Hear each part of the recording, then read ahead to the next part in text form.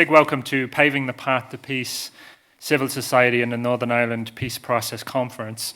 I'm Dr. Connal Parr of Northumbria University, and along with Dr. Stephen Hopkins of Leicester University and Dr. Struan Kennedy, I'm exceptionally pleased to welcome you all here today. The event today is a bringing together of different individuals, organisations, trade unionists, clergy, and I'm pleased to say we have got a fascinating set of projects and people in the room together today. The Irish Secretariat is here along with the Northern Ireland Office, and then I think in the mix of sectors and personnel we have that engagement and crossing of boundaries that occurs in civil society itself. We know there are also participants in the audience who are themselves very involved, and we want to hear from you in the Q&A after each panel as well. And along with the diversity of speakers, we also want new relationships and dialogues to emerge from today. And it is all day, guys, so I'm going until 5:15 for those of us doing the whole shebang. I hope you got your rest and vitamins in. And again, we'll point out that all sessions are being filmed and will be available at a later point to aid those who couldn't make it, as well as a kind of legacy, we hope, from this.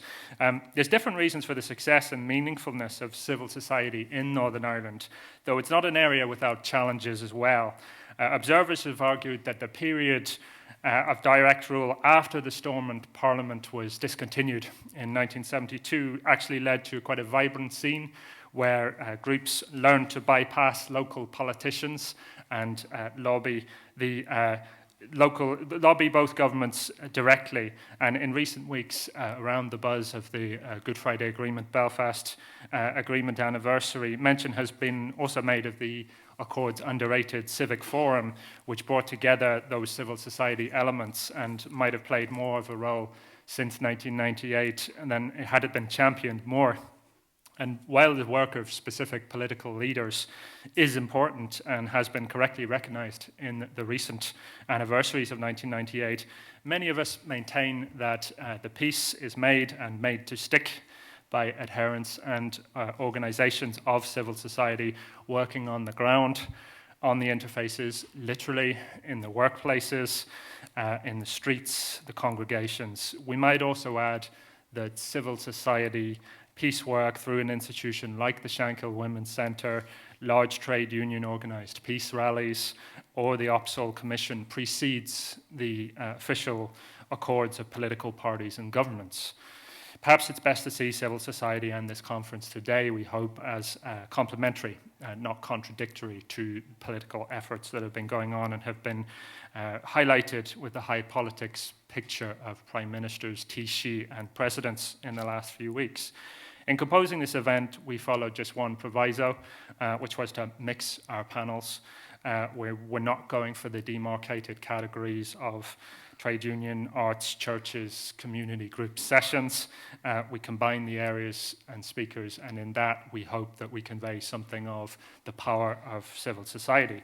I'm going to step aside now, but for our first panel and its chair, Professor Tony Gallagher. But before I do, big thanks to the Irish Government's Reconciliation Fund for supporting this conference and the work we've been doing. We do regard it as a beginning. Finally, some may have noticed the dedication on our programme, which is to May Blood, who many of you will have known. And I think if there was anybody who embodied some of the qualities of civil society, it was May. We miss her, but her inspirational example lives on, and we proceed in her spirit today. So in the time-honoured Premier League football and sporting tradition, it used to be a minute's silence, which was changed to a minute's applause, which I always preferred slightly more. I'd like to begin today, perhaps not with a full minute, but with at least a hearty round of applause in memory of our dear friend, May Blood.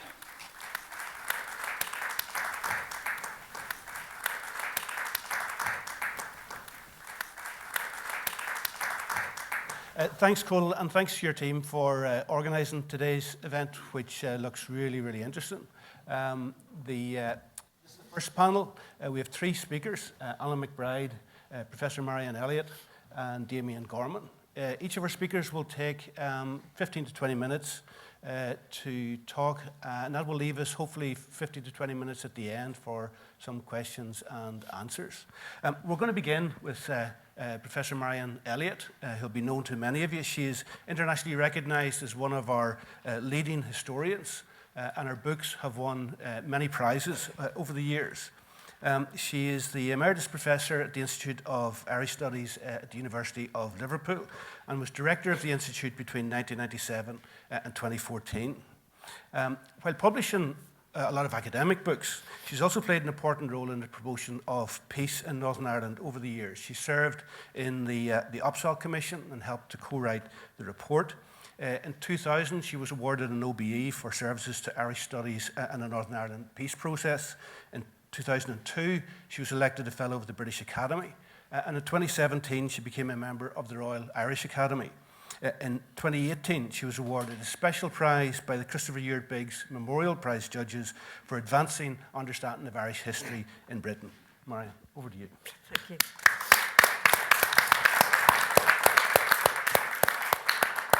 I'm so glad that Connal invited me. There's so many old friends in this audience who've played a huge role, much bigger than me. I actually offered Connal, and I'm going to get this plug in, my new research project, which is about working class women and housing in 1950s Belfast. So I've got the plug in. But quite rightly, Connal, because I did offer to talk about the Opsal Commission as well, and looking at the programme, certainly the Opsal Commission was one of the first big initiatives promoting the involvement of civil society. Now, I feel quite humbled standing up here because the royalty of the Opsal Commission are here, and thankfully I can't see your faces because of the very bright lights, because I've been looking for the criticism. I should pay tribute, first of all, to Simon Lee and Robin Wilson, who initiated the whole thing, and Simon is with us today. And then Andy Pollock, who cracked the whip over us and ran Initiative 92, and then pulled everything together in the end. And Andy is here as well. Certainly when I tell you, I've only got 15 minutes, what they did was utterly amazing. I mean, I know I kind of more or less lived with them throughout a very, very intensive time. They thought up the project of the time when Initiative 92 worked throughout 1992, preparing for the Opsal Commission, which sat from January to about 2 months, wasn't it? And Simon, I didn't carry the report, but he'll hold it up to you. It's a huge, stonking book. And I remember, I've never been so tired, well, apart from childbirth. But we did the public hearings. We had confidential hearings in the morning before the public hearings, and the public hearings were all like this. So these kind of lights, you know, sitting at card tables with paper sandwiches coming in throughout the day. So we started, and Andy would have started even earlier, but certainly the commissioners started at 8 a.m. every morning with the confidential sessions of people who wanted to talk to us. Then the public session started at 10 o'clock, and they went on till I think 6 o'clock or 7 o'clock in the evening, and we resumed confidential ones. So we were going really from about 7 o'clock in the morning through to after 10 o'clock at night. We travelled all around Northern Ireland, listening to people. I mean, obviously, I paid tribute to the founders of Opsal, but there's a lot of people in this room who were the patrons that did a lot of voluntary work for us. You know, Edna Longley is here, Patricia Mallon, if Brona Hines is here. I mean, these people, because what the visionaries who set up Opsal wanted to do, it was a time when the politicians weren't talking to each other. there was the worst sectarian tit-for-tat murders that we've seen in all of the Troubles happening in the early months, the late 1992, and particularly the early months of 1993. At the time of the Opsahl Commission, I remember the Irish News did a wonderful series plotting deaths in Belfast during the Troubles. And the area around the kind of, the city side of North Belfast was the worst area for loss of people, those little terrace houses, and it was staggering. And I can tell you that, and sitting in the Opsahl Commission was so humbling that it actually did change my life. If any of you look at my publications before the Opsahl Commission, I was 18th century United Irishman, writing books about it. That stopped. And ever since then, I've been working on trying to create understanding of where our problems come from. And, all the books, The Catholics of Ulster, various other ones, started with Opsahl. And I know that it would have changed the life of everybody involved, because what Initiative 92 set itself to do, and we carried that out, was to talk to the groups who felt disenfranchised. Working class Protestants, Republicans, and particularly women. All women, but particularly working class women.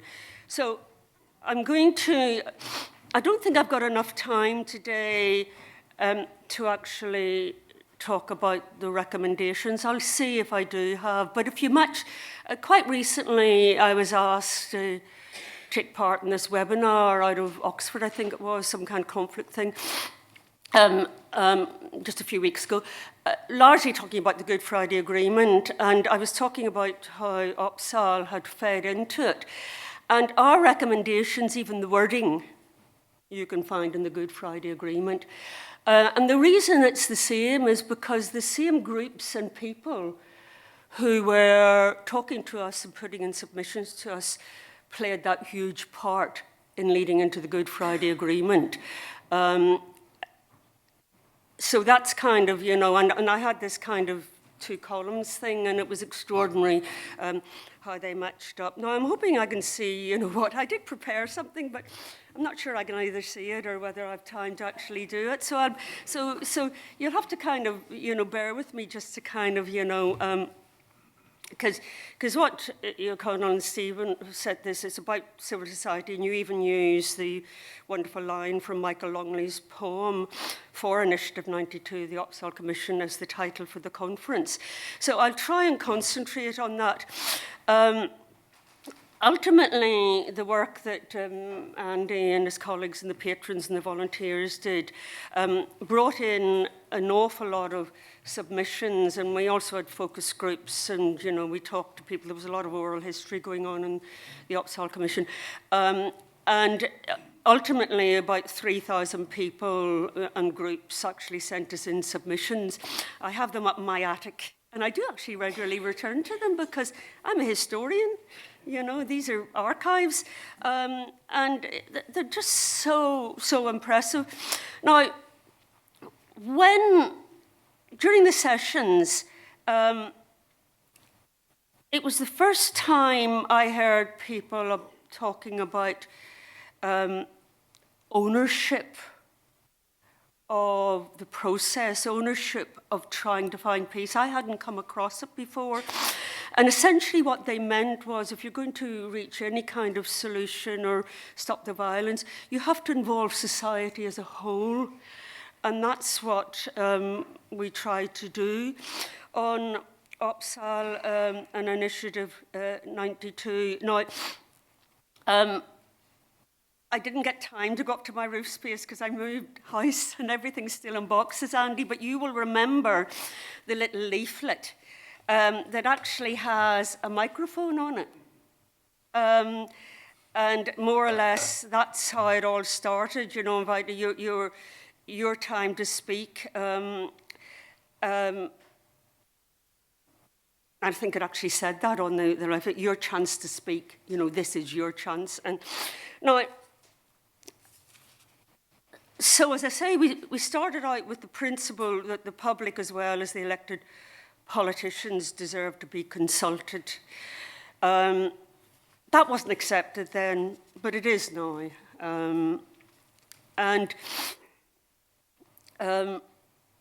Between January and April, we did all the sessions, and we actually had the report, that giant thing that Simon, have you got it there? Hold it up. It's about, we had that written by the end of April.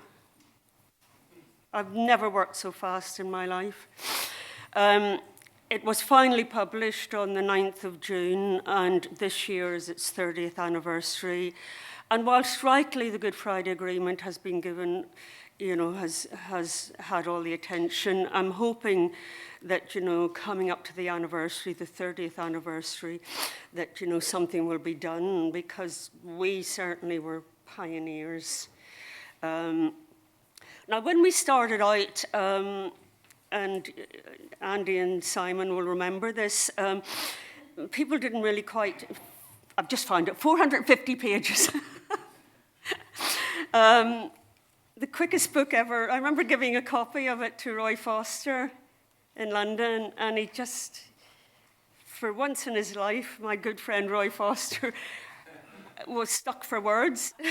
Here was this huge book, you know. Now, when we first started out in January in the old museum, the audience was sparse on the first day, but the process seemed to catch the public mood. And on the day of the report's launch, on the 9th of June, the old museum was utterly packed. And it was full of media that day, as you'll remember. It was quite, because our recommendations were very controversial then, including that Sinn Féin needed to be brought into the process. Oh my God, the press went ballistic. And I remember even the Irish News the following day said about me, well, she would say that, wouldn't she? She's written a book about wolf tone. That was the Irish News. That was so controversial then. Now, in the end, it took an immense amount of courage for the kind of people to come in front of cameras that we wanted to talk to. I remember very, very nervous. Women played a huge part in this, because and I remember women, you know, from both Loyalist and Republican working class estates in front of the cameras having to perform. They were so impressive. And I remember two in particular, and I asked them, well, you know, in 1993, there wasn't one woman Northern Ireland MP or MEP. I wrote that recently in a journal, and the editor contacted me to say, could you please give us the source of that, because they didn't believe it. I will finish off by talking about women. I mean, I had so much to say, but I've only got 15 minutes. In the end, all the politicians, they didn't like us at first, but in the end, they did talk to us. And I remember a particularly important confidential session with John Hume, who, of course, was talking to Sinn Féin then. And he said he always used to use Pat as, you know, something he wanted to do, but he didn't want to take responsibility for it. And I remember him saying to us, Pat told me that I should talk to you.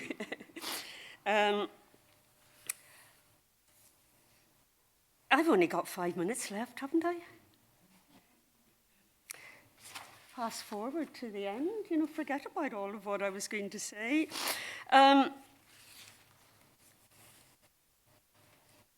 As I say, women in particular, working class women, also ex-prisoners, were very, very important in the Upsal Commission, and they were extremely impressive.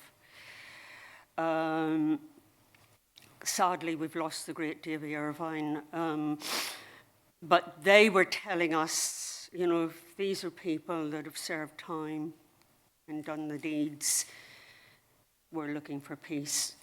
You know, there was kind of hope for them. So I think I will. I mean, I've told you about Upsal. I mean, we can talk again about what we recommended. In fact, actually, and Andy and Simon will remember this, we were so missionary about it had to be the people. It wasn't us. We were just, you know, the funnel for their thoughts and ideas, that we had a very big and quite hot debate about whether we should make recommendations at all. That wasn't our role. In the end, we did, because we had a European Commissioner, Eamon Gallagher, sitting with us. But, you know, so important was that focus on giving the power to the people. So, just to conclude, if I'd known it was this easy, I wouldn't have really taken that much time trying to prepare something. I would have just gone straight from the... So the Upsal Commission consistently promoted the idea of people becoming participants in deciding their future, that rather than remaining spectators as others decided it for them. I argued in a lecture delivered shortly after the Upsal Commission reported that the problems of Northern Ireland would only ever be resolved if its people, and I quote, but problems of Northern Ireland will only ever be resolved by its people learning to live and work together prior to any decision about long-term constitutional structures. And this is what the Good Friday Agreement neglected. To some extent, we did as well.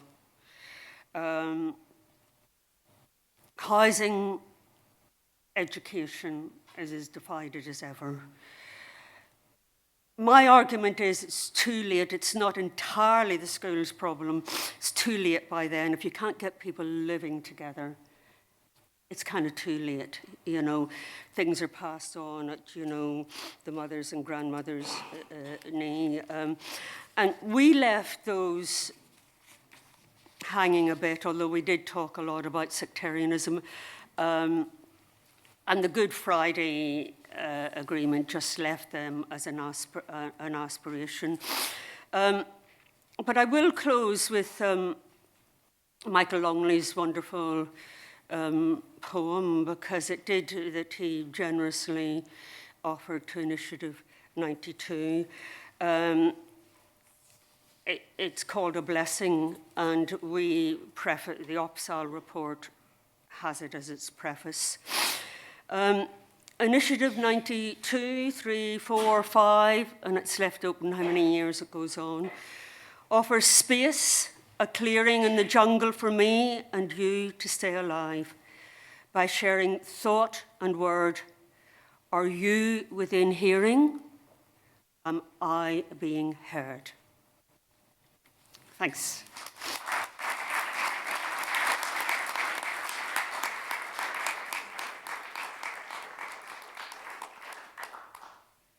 Much, Marrianne. I was reminded when you were speaking, somebody told me after Upsal came out that in 1974, when the Parr Executive was established, the only voices that were heard were voices of political opposition. But after Upsal, it was important that civil society was mobilised to support what was emerging as a peace process, to support the politicians that were trying to get agreement. And once the agreement was made, to come out in vocal support for the agreement. So that mobilisation of civil society is hugely important, and is hugely important at the present time. Our next speaker is Alan McBride, who'll be known to many of you. Alan obviously suffered personal tragedy when his wife and father-in-law were murdered in the Shankill bomb in 1993. But I suppose it's the way that Alan responded to that that has been an inspiration to so many people. He was a commissioner in the Northern Ireland Human Rights Commission. He was a member of the board of Healing Through Remembering. And he has been a long-term peace advocate in a very important and impactful way.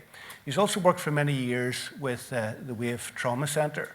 And in one of the many roles that he's played within that, he coordinated Stories from Silence, which was an oral history account from about 100 individuals who had suffered a loss during the Troubles.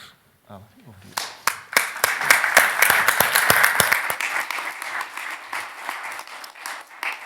Thank you, Tony, and thank you, Connal, for the invite. He was also actually on the Civic Forum, just so you know, and he sounds like an absolutely fabulous guy. I wish I knew him.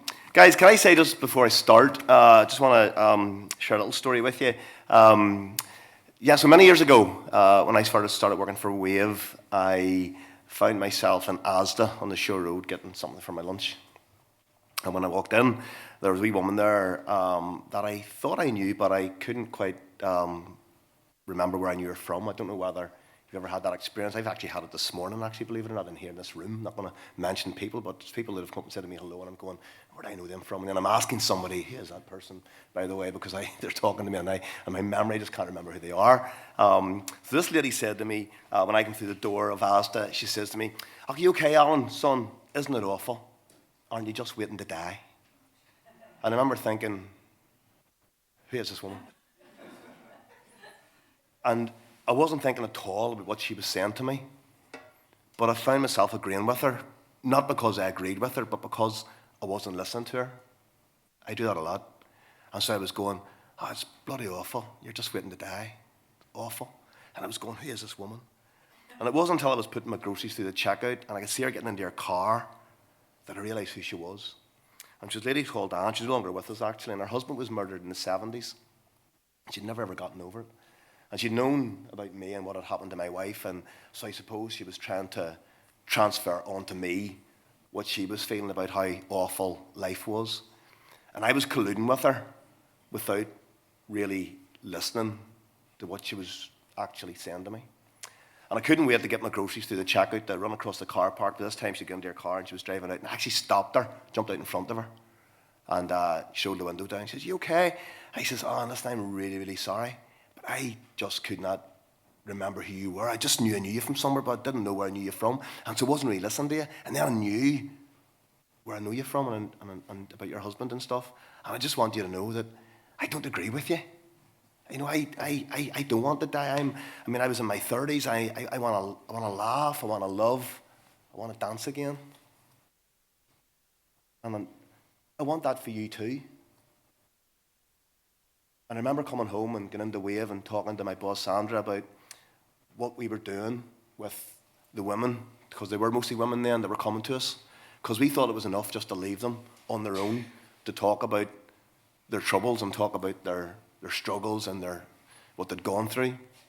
And all they were doing was really mutually reinforcing in each other how awful life was. And it wasn't at all therapeutic. It wasn't at all progressive. It wasn't at all trying to actually move them onto a space where they could actually learn to live and learn to laugh and learn to love again. So my talk this morning is about trying to tap into what we need to do in our society to help people that have been through so much to live and to laugh and to love again. I want to break this little talk into 3 sections. And these were questions that I'm asking of myself. What do I think needs to happen? And I'm not a business person, so I understand that there's a big business, component to this, but I'm not a businessman, so I'm not talking about that this morning, but I'm not forgetting that it's not there. We need inward investment. We need all of that. So the 3 things that I've come up with are, I think the first thing that we need to do is we need to deal with our past. We need to deal with it constructively, with our past. I was talking to Patricia Mallon earlier, and she asked me a question. Has enough been done for victims? That's a question I get asked a lot. And because you work in this sector, or any sector, when you get asked that question, it's almost as though the answer has to be no. It hasn't, because everybody's looking for more.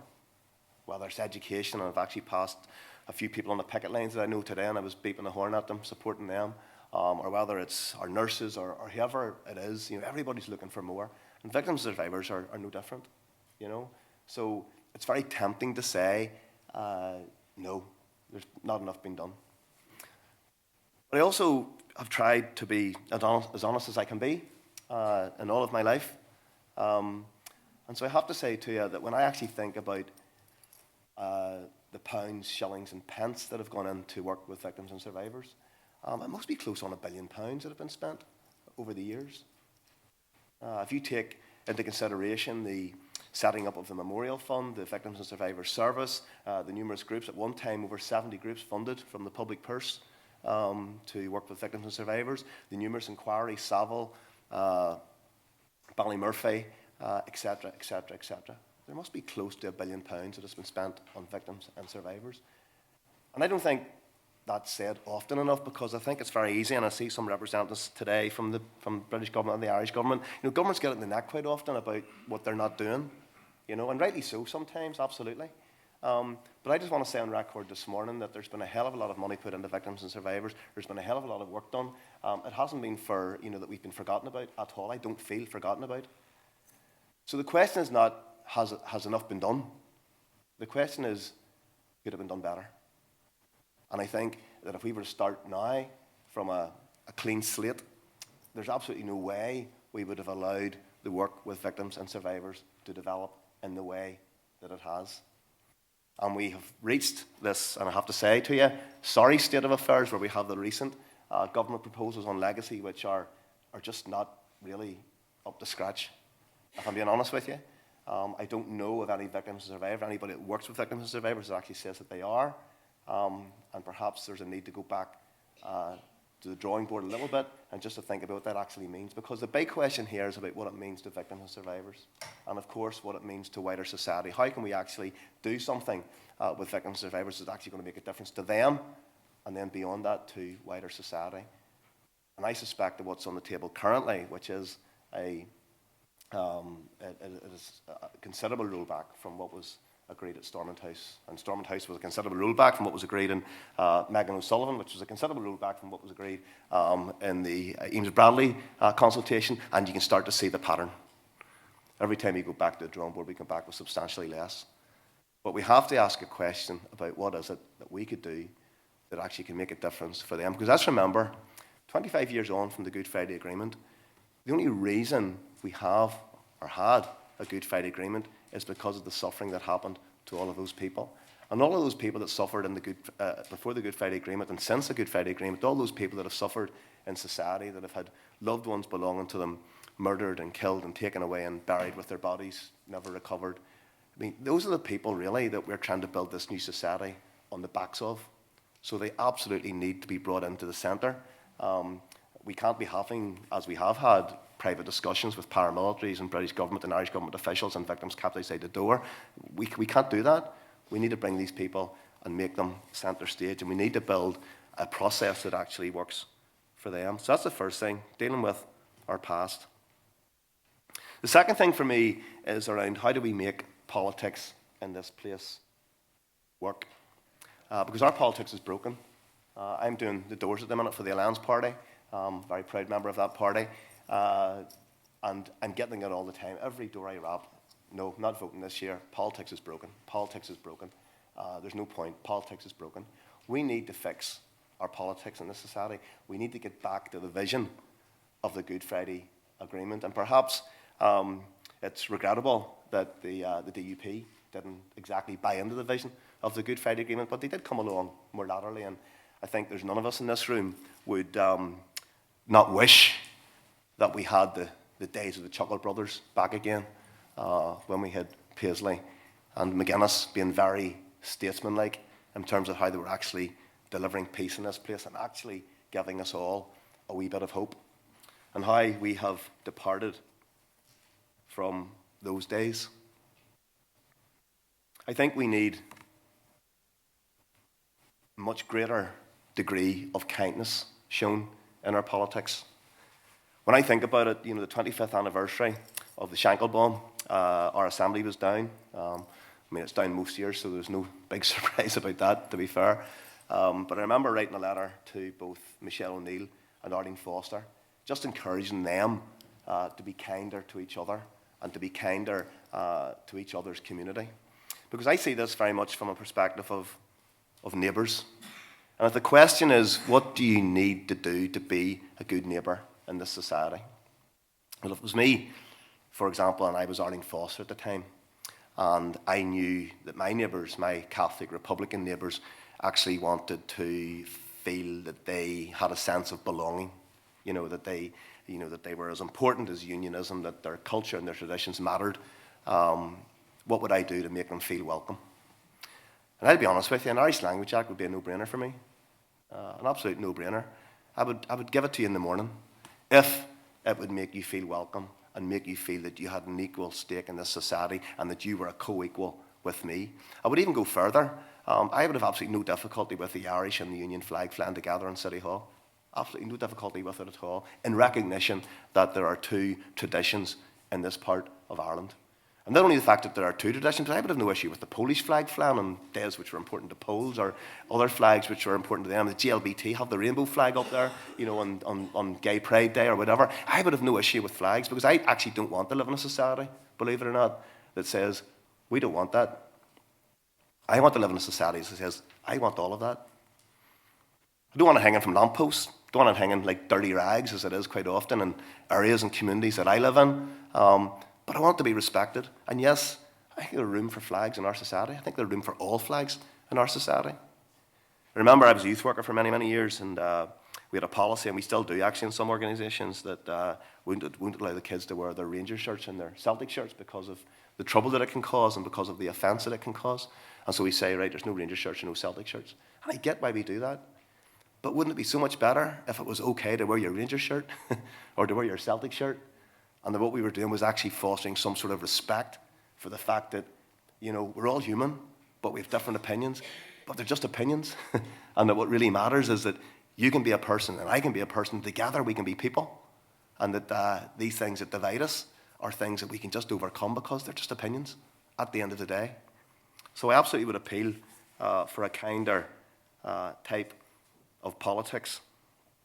I remember actually some years ago I was invited to speak at Greenbelt, the big Christian festival in England, and this was during the time when Sinn Féin and the DUP weren't speaking together.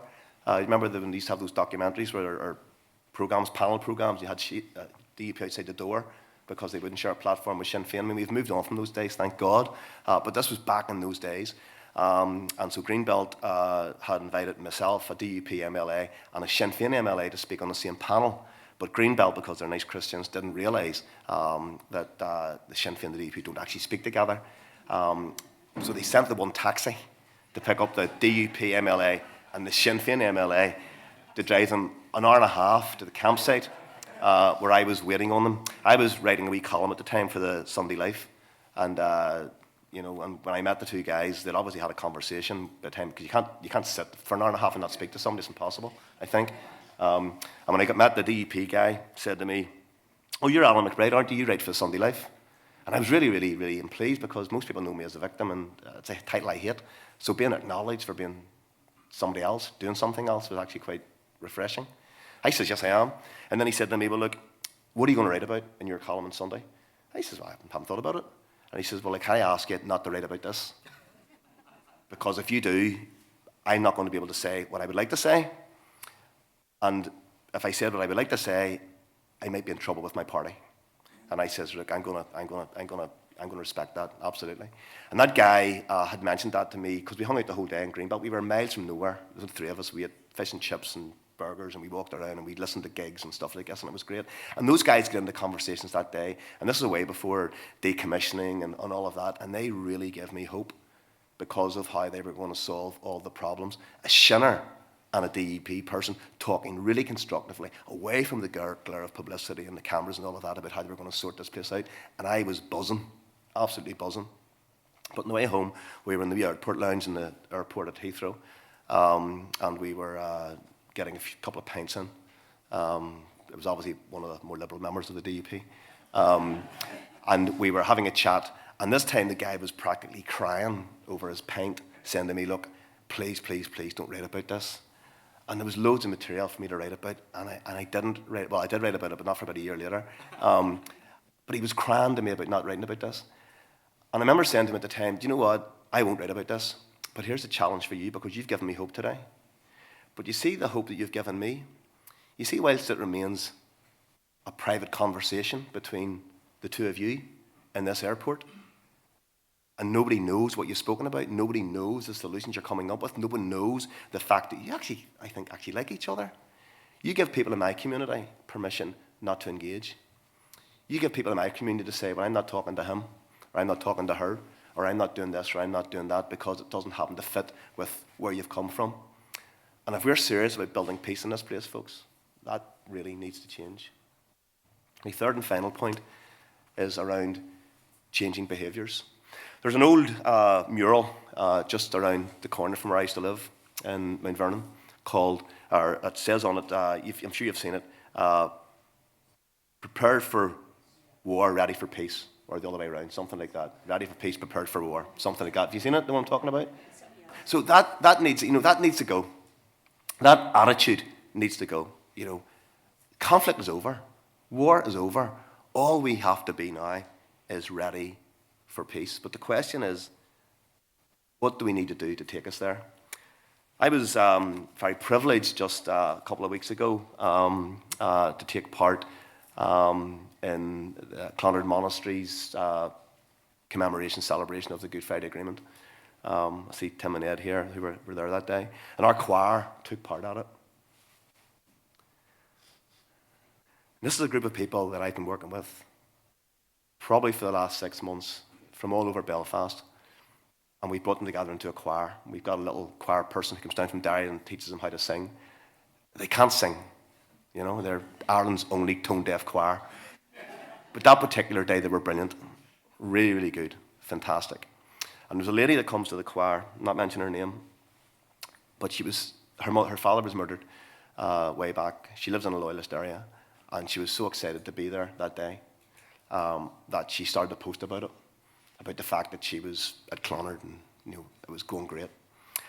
And that was brilliant. She was buzzing the whole weekend.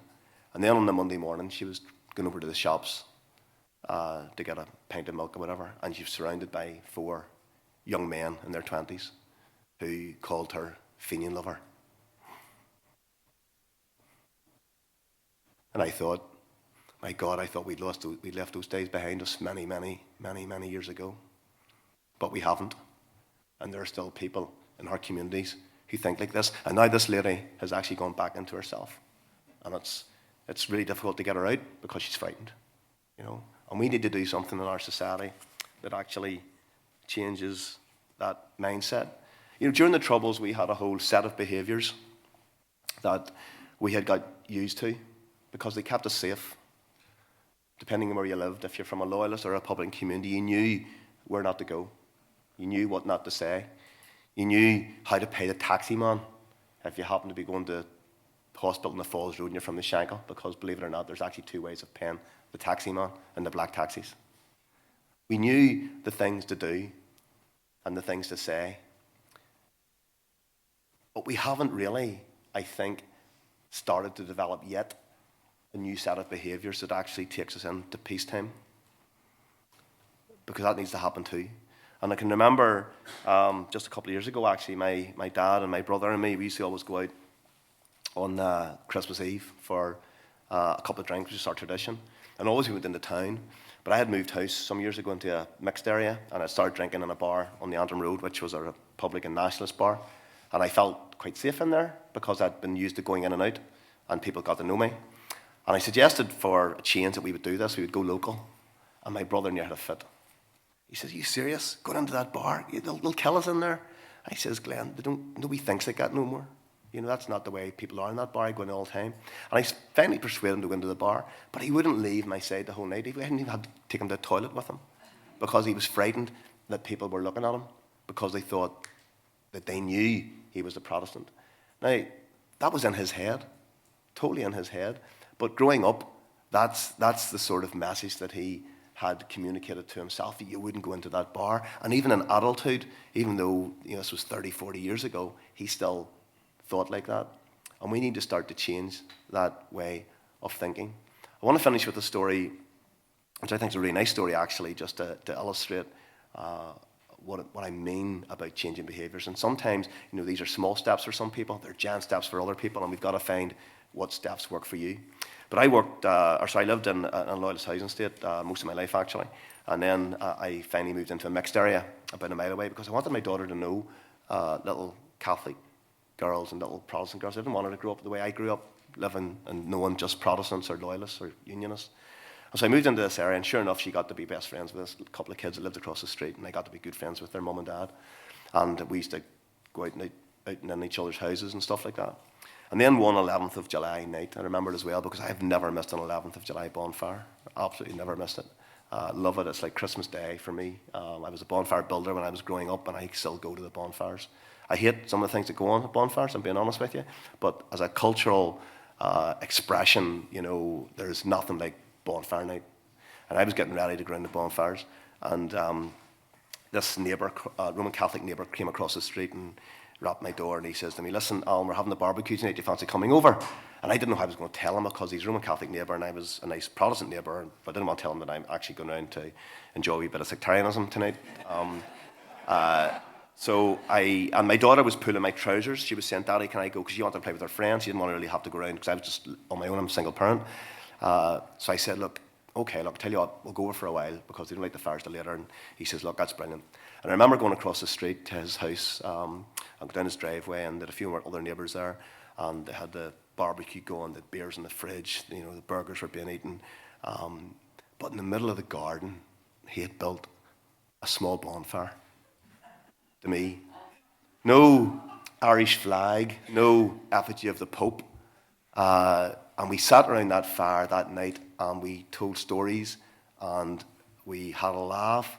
And our children, little Catholic girls, little Protestant girl, played together in the garden. And you know what? There's nothing more beautiful than the sound of children laughing and playing. I'm a grandfather these days, and the most favourite sound in the world to me is my granddaughter just having a laugh. It's beautiful. It's just incredible. And to have that in that garden that night, with them just playing around and having a laugh, and as we sat around the fire and we told jokes, and it was just a little glimpse of what we voted for in 1998. And I remember I left that house, I'm down to Mount Vernon, I was at their bonfire, and I watched as another, Irish trickler was burnt on another Protestant bonfire, and I watched and I listened as they sang their party tunes, and they were filled with hatred for all things Catholic and Republican. And I knew that, what had happened in my neighbour's house just an hour before this was actually the part of Northern Ireland and the type of Northern Ireland that I want to live in. So the question is, how do we go there? This morning, just before I came here, I was trying to work out what I was going to say. I have this one transferable speech that I give everywhere. I just can't try and tailor it for different audiences. So if you've heard me speak before, you'll realise some of these stories, or maybe in a different order than what you heard them, but they're more or less the same stories. And so I picked up this and I thought, because I'm starting to not remember things so well, and I'll try to write some things down to get a bit of structure. And I didn't even know what I'd picked up. It was just a wee notebook about the house, but I was just reading it there just before I came on, and it says, "Follow your dreams, they know the way." Follow your dreams, they know the way.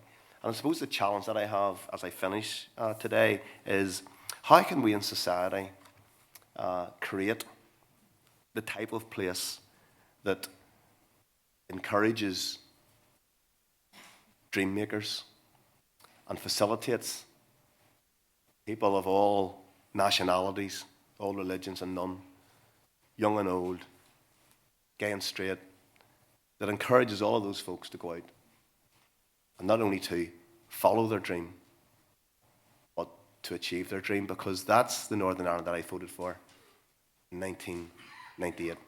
Thank you.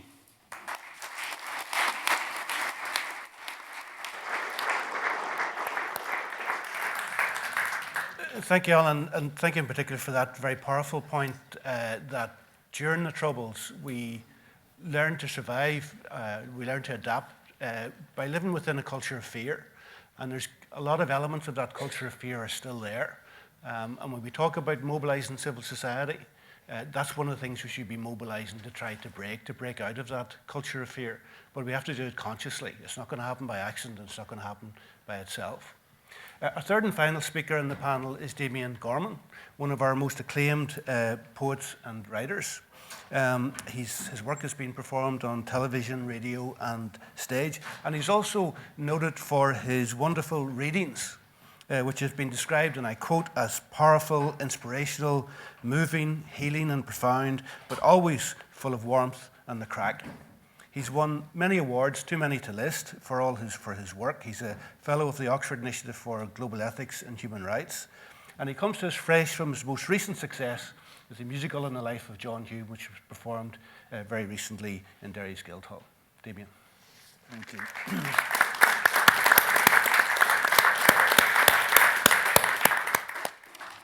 Thank you, Tony, and thank you, Connal, for the invitation. So the four most frightening words in the English language to me are words that were spoken by the boy who was on before me at the 2012 Ledbury Poetry Festival, when he said, after speaking for about half an hour, and I can't afford to be too judgy of people, but at this stage we had all given up the will to live, and he said these four words: the next 9 poems. And as true as I'm sitting here, he said, are all in 3 parts. Jesus. Mary and St. Joseph. So I won't speak for very long. And anything I say to you is not out of really anything that Tony mentioned. It's out of the fact that between 1993 and 1998, for various reasons, I was involved with a project called the CRAN Project, the aim of which was to help people, as it said, to help people tell and hear the stories of the Troubles. So I found myself doing that with hundreds of people. For 10 of the past 12 years, I worked with an amazing woman called Rosemary Hollis, Professor Rosemary Hollis, on the Olive Tree Scholarship Programme, where I facilitated meetings between young Israelis just out of the army and young Palestinians. So I did that for 10 years. And then last year, I was commissioned by Blackstaff Press to write my own brother's story. My brother Gerard, there used to be 6 of us, steps and stairs. Gerard's older than me. So my without getting into anything too much, my brother Gerard was raped by a Catholic priest when he was a very young and very small 11. And he insisted on telling that story without signing any disclosure agreements or anything like that. And I helped him to write the story of what happened to him. And he was the person who named a man called Malachi Finnegan, who was the most prolific sex-abusing priest in Ireland that's known about. So anything I say to you is out of those 3 things. So Edna, by the way, Edna, somebody said Edna Longley is here. Edna used to teach me. And Edna will be surprised at what I'm going to say now, which is that I sat with the title of this panel, because she'd be very surprised at the idea that I actually looked at the title of a question that was being asked and sat with it for a wee while. And so I'm just going to make a few remarks in a kind of through other way, out of sitting with that title, or even the first part of that title. Will I be heard? Will I be heard? So the first thing that came into my head was, just for whatever reasons, was a different question, which was, will I speak? Will I speak? Because the hundreds of people that I mentioned to you that I was at the shoulders of in the 90s, and then the dozens of young people from the Middle East that I've been with, have stories to tell which are not simple, and they're not easy to tell. They're not easy to tell. So, you know, a question that often comes up in me just being beside them is, why would you do it? Because it takes it out of you. I know it takes it out of you. I'm here, you know. So one of the reasons, these are just observations, by the way, like there's no more weight to them than that, you know. So one of the reasons, it seems to me, is that for some people, maybe for many people, the telling of the story until they think it's told, not until, you know, the column inch requirement of a newspaper is satisfied, or, you know, the minutes in a radio package, or the wee sliver of time on television, but until they think my story is told. For quite a few people, that is the only justice they will get. To feel that they're entitled to do that, that it's done, and that there has been some kind of hearing somewhere. That's the only justice that some people will get. I mean, there are many reasons, but that's one reason. Another reason I think that people tell the story, and I noticed this in my own brother. This is my brother Gerard, I used to fight the peace out with. When we were young, an ordinary fella, painter and decorator. But I watched this process, you know, before we got to the writing of the book. I watched him when he decided to speak, and it wasn't easy for him at all. And he was very suspicious of it. He was kind of half speaking and almost trying to take some of the witness back, you know, on the tip of his tongue. But I watched him, and I watched, just a fact, I watched the Catholic Church putting Rottweiler lawyers on. Anyway, I needn't say too much, but it's in his book anyway. But I watched how they behaved to him. And I watched them not understanding him, thinking that, you know, how much, Gerard, would it take? How much would it take to stop this now? To not take this to court? And Gerard saying, why are you asking me? Why are you even asking? All right, so you want more. They didn't understand. They did not understand that he needed to tell the story. And one of the reasons he needed to tell the story, it was nothing to do with himself. And I'm not beatifying my own brother, by the way, but I watched this, I was beside this, and it was a kind of, I was slightly in awe of it, you know. His profound, absolute belief that if he could get to the point of telling the story so that it touched the sides of him on the way out, that might be good for somebody else. So that's another reason I've found in people, that having the story and having come to the point where there's something in it for themselves to tell the story, they think this might be a resource, this might be useful, this might be a tool. And it's an amazing thing to be beside. So will I be heard? I would say yes. Will I be heard? Some people will hear you. Some people will hear you. People in this room would hear you. And they would hear you in that way that's important, that you make a wee space to hear something that you don't already know. That's maybe the opposite of what you know. That maybe challenges profoundly what you know. Make a wee space for that story to take some kind of root. So yes, you will. But will you be heard enough?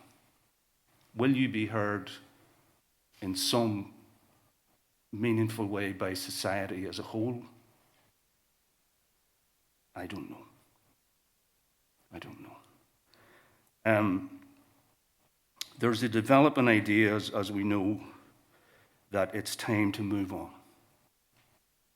It's time to park stories. And I got this, as Tony said, I've just been working with, Tim is here from the Hume Foundation, with the Playhouse and the Hume Foundation on this musical drama about the lives of John and Pat Hume, and quite a few journalists said to me, in the name of God, have you other stories that have nothing to do with this time?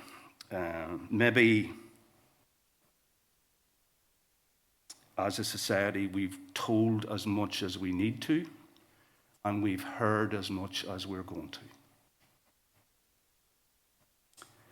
And I feel very strongly about this. But people do say extraordinary things. The woman I mentioned earlier, Rosemary Hollis, who's died a couple of years ago and was an amazing person for me to work with, had a deep, deep love of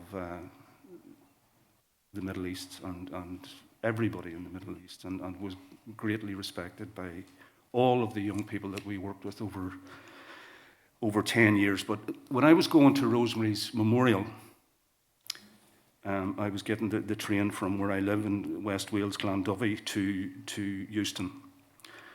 And just outside Birmingham, this guy got on, and it turned out, anyway, he was a retired major in the British Army. And he said one of the most vivid, arresting, and horrible things that I've ever heard. He was asking me, he didn't ask me very much, but at the start he asked me what I did, and I told him I was going to Rosemary's memorial and how I knew her and so on. And he said, have you ever been to, and I said, yeah, quite a few times. I've been to Ramallah, and I've been to Nablus, and I've been to Bethlehem, and I've been to these different places in Tel Aviv and Jerusalem and all that. He says, yeah. He said, and he says, you're from Northern Ireland. He says, I think, and the rest of it was a monologue from not that far outside Birmingham into Euston. And he told me that he thought the same medicine was needed in the Middle East as had been needed when he was a serving soldier in Northern Ireland, which was what he described in this amazing phrase as the self-cleaning oven. The self-cleaning oven. The idea being that you just let them at it. So, the people in Belfast, the people in Derry, let them at it. The people in contested parts of Israel and Palestine, let them at it. They'll sort each other out. And, as I say, people say absolutely extraordinary things. But this idea that there's enough being said and enough being heard, and if we hear any more or say any more, we're holding back the future from ourselves. So what I want to say to you is this. I did a piece of work in Derry. I had this job with an amazing title, which was the International Resident Artist of the Theatre Peacebuilding Academy. Wow. And I was to do a piece with all sorts of people, a theatre of witness piece about the year 1972. We all know the worst year in the north. And so because of my work with the Crown, I knew a lot of people. I knew people who had been hurt on whom Bloody Sunday, Claudy, Bloody Friday, all the other bloody days had impacted very severely. So I knew quite a few people, and then I knew some organisations. But the residency was a year, so I thought, well, what about people who aren't in, relatives, organisations, or what about people I don't know, or the people I know don't know? So I did this thing where through the radio foil and through the Derry Journal and the Sentinel, put out a wee message that on Saturday mornings I would be in the Playhouse. And I'm doing this thing based on the year 1972. It was called Anything Can Happen, from the line of Seamus Heaney's. And if you want to come in, and if you have a story about that time, not that is going to be used necessarily in this piece at all, but if you have a story that you want a hearing for, I'll be there between 9:30 and 12:30.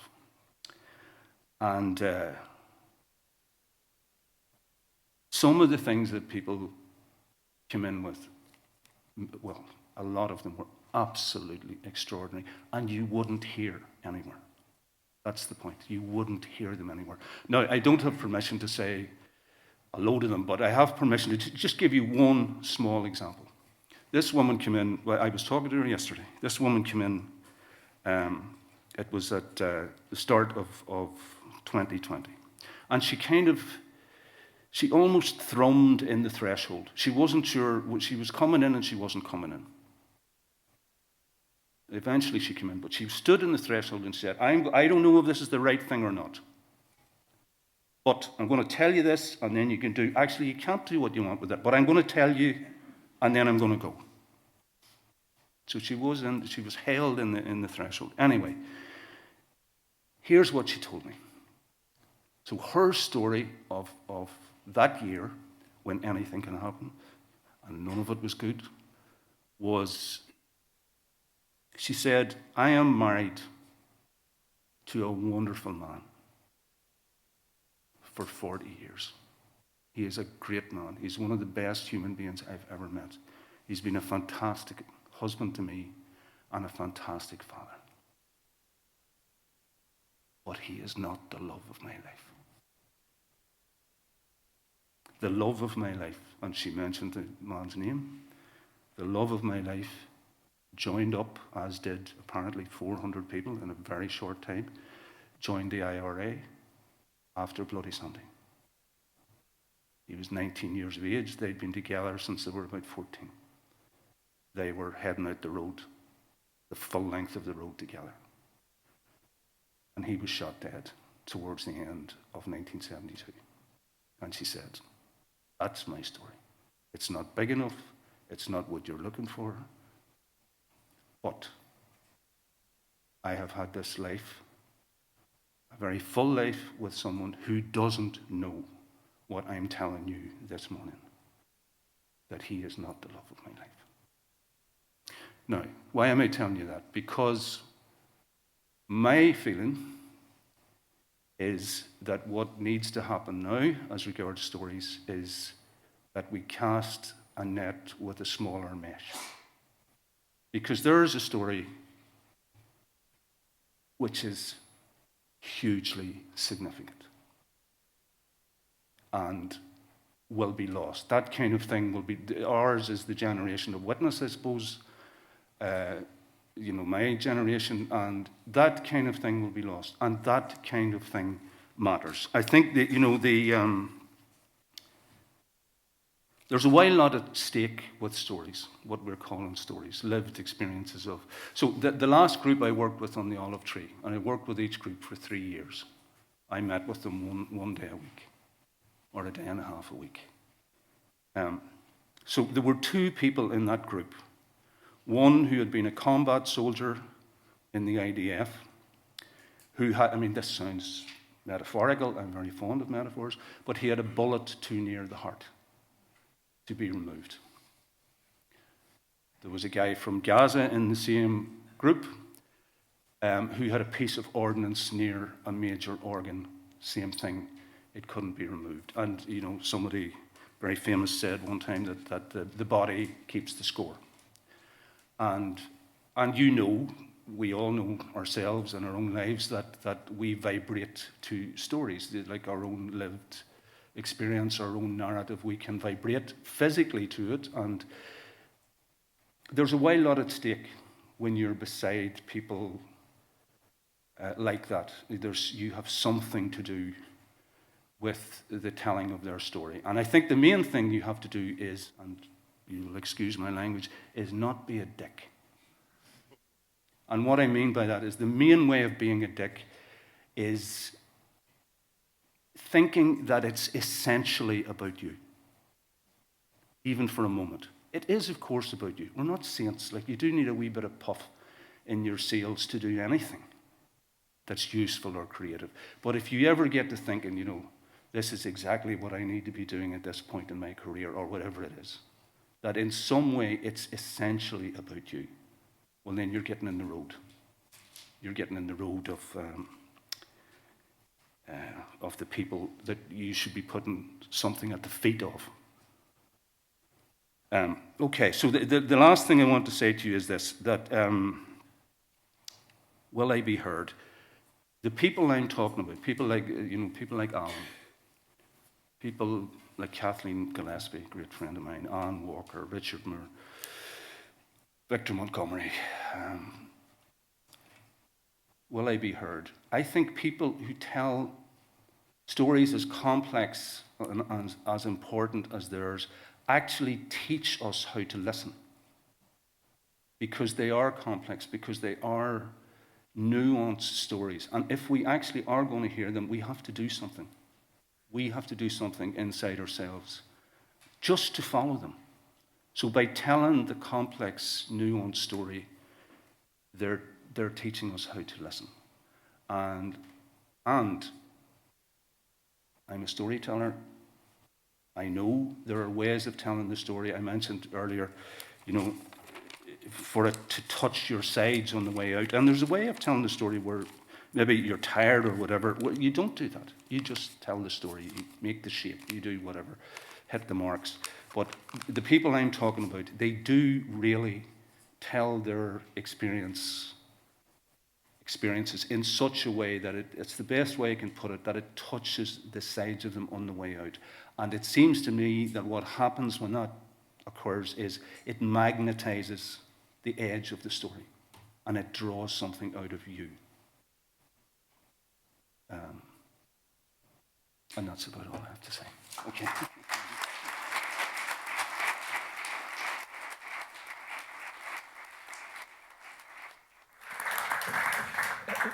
Thank you, Damian. I have to say I'm very struck listening to all three of the presentations of the profound importance of dialogue.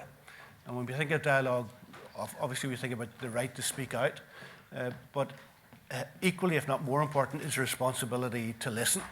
And we still live in a place where there are too many people who feel that listening means waiting your turn. And Damian's points about the right to be heard and listening are hugely important in that respect. We have a few minutes, I think, if we could.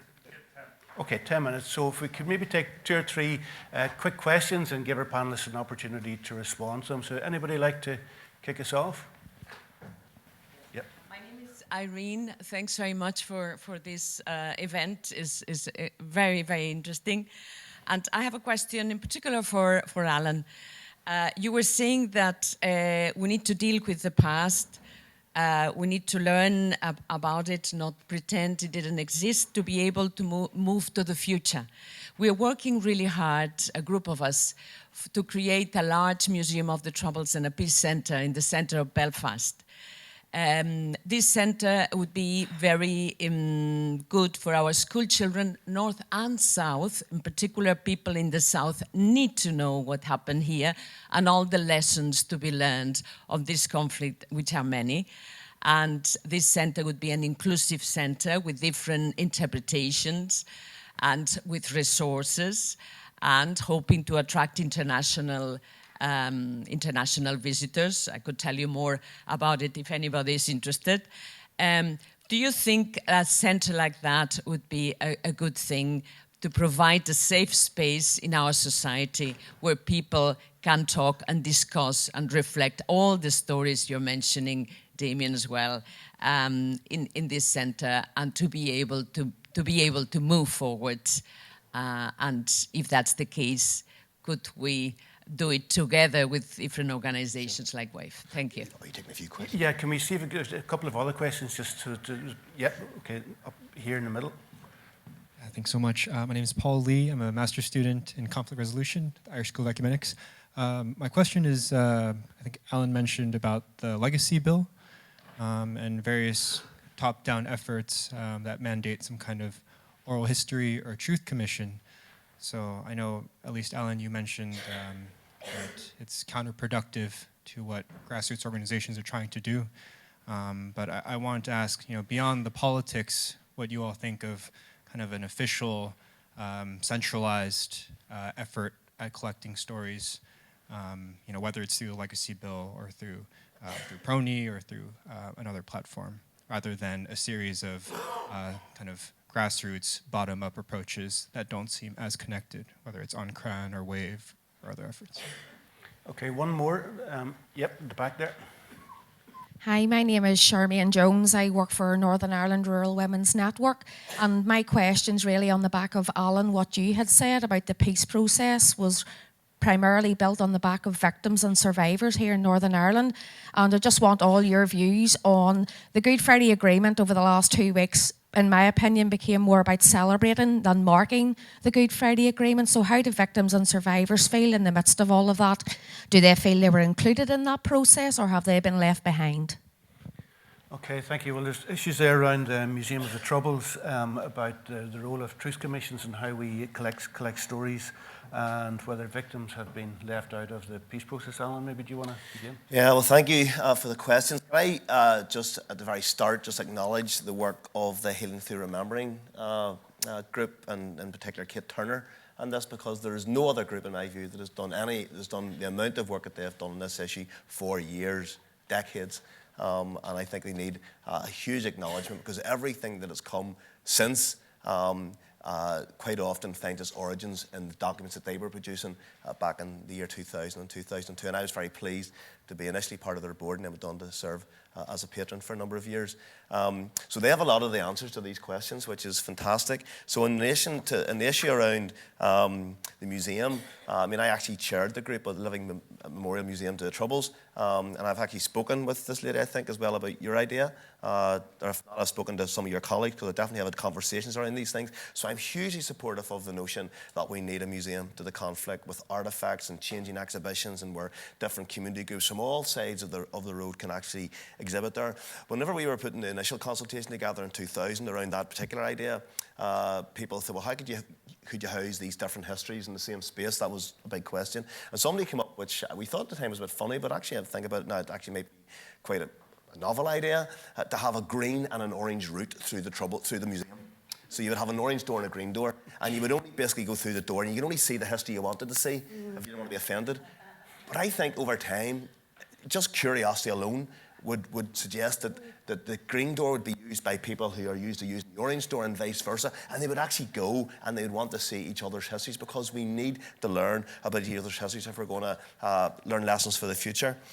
With regards to the legacy bill and the collective storytelling archive, again, Healing Through Remembering had addressed this issue way back in 2000, where they suggested that yes, we need to have a central archive for stories, but they also actually allowed for little community groups to have their own version of that. And maybe what we need to do is to put some sort of in Boston they have the Freedom Trail. I don't know if you guys have actually seen it, where you can go and you can see all these sorts of things that happen in Boston. And maybe we need something similar in Northern Ireland, where we could have a little tour, a little Freedom Trail, or a little Victims Trail or whatever, where it actually would take you around the province in terms of all the different atrocities, and you could find out about them. And what you'd be presented with, maybe at the Memorial Museum thing, would be a map, and then you can go and you can actually visit all these things at your leisure.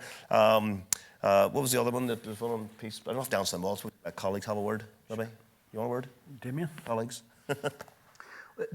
I mean, the only thing I would add is these things can be beautifully well done or not well done, you know. And there's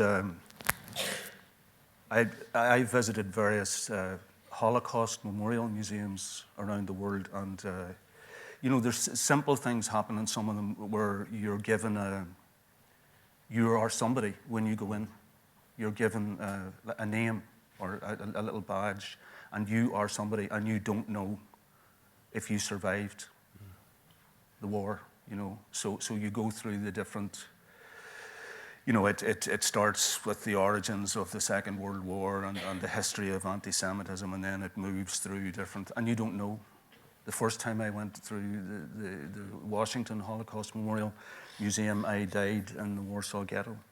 So, you know, again, we're talking about stories, and if you're threaded onto the human detail of somebody else's story, it kind of, you know, it's like music. You don't have any defenses against it, you know. So there's ways of doing the thing beautifully well, and I think that needs a lot of thinking about. Marrianne? I was going to say something else until Alan talked about his museum. And I hate to do this, because I'm actually, the last book I wrote, I was getting extremely annoyed by the way professional people were doing oral history, that they'd go in with their set of questions, and I was learning that very often what we call ordinary people, you know, I can break that down, but for the moment, we don't have the time, give these kind of people the answers they think they want. There's still a lot of that politeness around, I don't want to offend. And I was writing about a mixed religion housing estate that I grew up on that is now totally loyalist and was at the centre of a lot of nasty things happening. And they welcomed me back because there were still older people living there that had remembered my family and me as a child. But I could tell they were giving me a version of their past that I knew was not true. So it took an awful lot of time.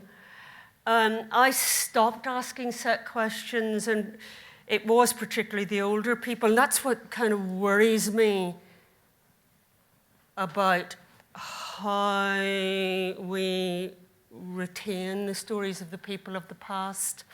Now, I could talk for quite a long time about this.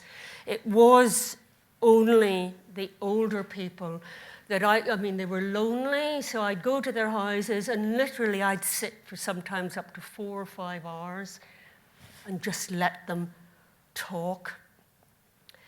It's very difficult to talk to younger people now, and I'll give you an example yesterday, but I'll tell you about this.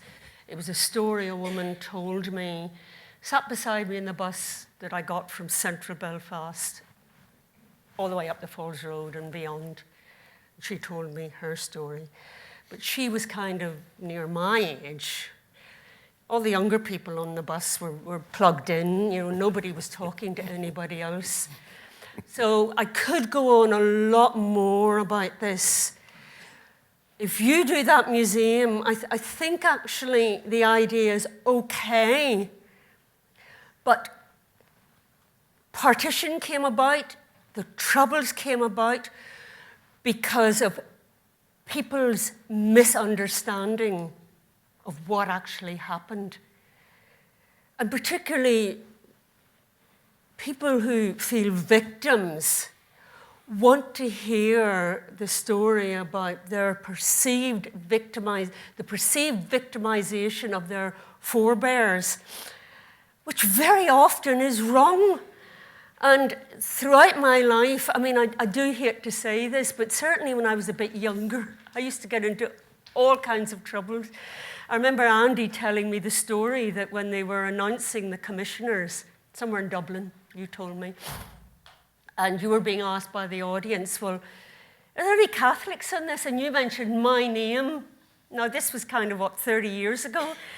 And some people in the audience weren't having anything of it because I was known as a historian that was challenging these readings of the past. So if you have, I do agree with you that that's quite a nice idea, but you need to have something at the other end to say, well, look, you know, these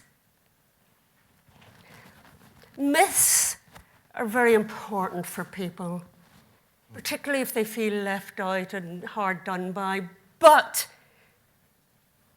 they need to be challenged. But I mean, can I say to you, I mean, absolutely, but let's start with the acknowledgement that the idea is a good idea. Yes, it is a good idea. Beyond that, we can talk about how we do it. I mean, that's essentially what you're talking about, and I absolutely get it, of course. You know, I just remembered the last question was there, if you would indulge me, Tony, just which was around did victims feel included in the Good Friday Agreement celebrations? And I have to say to you, so the events at Queen's, I don't remember actually receiving an official invite to that. And I remember when I was watching TV and I saw a well-known prominent loyalist who's done nothing in this society but bring frickin' harm and mistrust and frickin' mayhem to communities, actually walking about hobnobbing it with the great and the good. I almost threw the TV out, if I'm being honest with you. And if it wasn't for Eileen Weir, who's actually here tonight and was in the audience and actually raised the question, where are all the community groups and community representatives? Because they weren't there, largely. I mean, it was the great and the good, and 100%. we needed the great and the good, and let's give it up for John Hume and David Trimble and George Mitchell and all the rest. I went and seen the agreement at the Lyric. It was absolutely fabulous, but they weren't the only players, to be honest with you. They just weren't. Sorry, rant over. On that note, I'll bring that feedback back to my esteemed university and let them know.